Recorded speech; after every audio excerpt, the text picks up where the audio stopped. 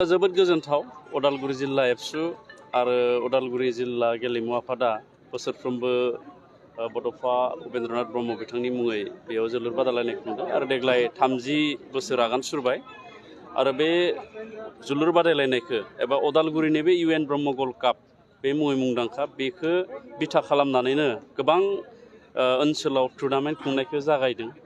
बियो गिबि सारिनि आरो बियो नेशनेल लेभेलनि मोनसे टुर्नामेन्ट बियो जोंनि बिटिआर सरकारनिफ्राय बेहाय टुर्नामेन्टखौ खुंनो रांखान्थि 5 लाख अनसुंथाइ हरनाय जायो मिजिंथिदों उदालगुरि जिल्ला एबसु आरो उदालगुरि गेलेमु आफादा बोसोरफ्रोमबो खुंनाय बायदि इयुननि समावबो बिदिनो खुंलांबाय थागोन आरो नैबे टुर्नामेन्टनि गेजेरजों गोदान गोजाम गेलेगिरि गेलेनायखौ नुनो मोनो लोगोसे जोंनि गोदान जोलै गेलेगिरिफोरा आरो गौथुम सालायगिरिफ्रा गोबां थुलुंगानायखौ मोनो आरो बे रायजो राजा बिथांमोननि हेफाजाब ओनसोलनि मेलेमजिबिनि हेफाजाबजों बे टुर्नामेन्टखौ मोजाङैनो खुंफुंनो हायो। सार फैबाय थानाय फिउचार प्लान गैथ'वा दायो नैबे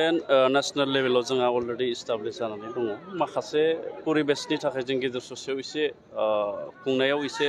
खम खालामदोंमोन नाथाय फैबाय थानाय समाव जों बेहाय मोजां लेभेलनि खुंनो नागिरदों मानो होनना बुङोब्ला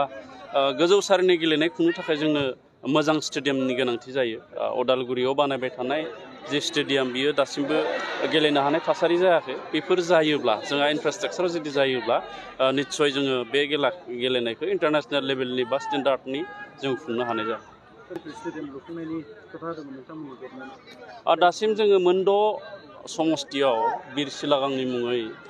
रुरेल स्टेडियाम जोङो लुबाय थादों आरो देग्लाय बोसोरावबो जोंहा लुबावगोन बेबायदिनो जोङो बिटिसिनि दानि मोन 40 समस्तियाव मोनफा मोनफा आरो जों रुरेल स्टेडियाम बानायनो नागिरदों जाय स्टेडियामनि गेजेरजों मोनफ्रोमबो समस्तियाव गेलेनायखौ मोजां रोखोमै खुंनो हागोन आरो गेलेगिरिफ्रा मोजां इनफ्रास्ट्राक्चाराव गेलेनायनि खाबुखौ मोनगोन।